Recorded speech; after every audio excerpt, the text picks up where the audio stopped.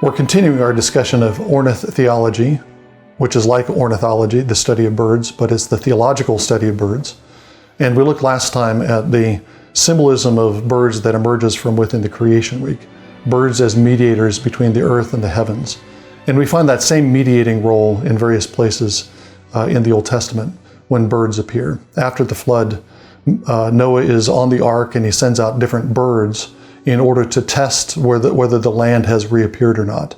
And birds, especially the dove, comes back with a message of a new creation. We again have this creation image of a bird hovering over water as the land emerges again from underneath the sea. We have a new creation image, but we also have a bird functioning as a messenger who goes out from the ark and then brings back the olive branch. That's a message to Noah that the waters are receding.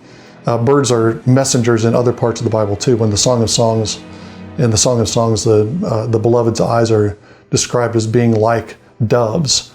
That might describe the shape or the color, but it also describes the eyes as messengers. Jesus has eyes that are eyes like the fiery spirit that go out like messengers, like birds from his fiery eyes go out like birds, and the dove eyes of the Song of Songs are like that. So birds as messengers appear relatively frequently in the scriptures.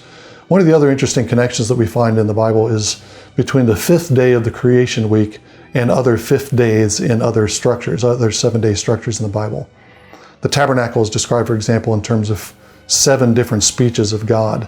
And on the fifth speech, the Lord describes the clothing of the high priest.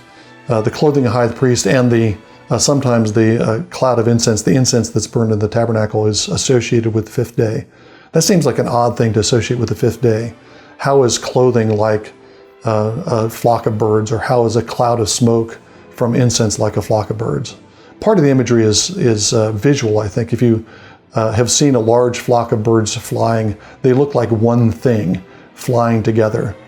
And also they have this kind of image. They're similar to a robe that envelops a person. That's the picture we have of the Lord as he travels within his glory cloud.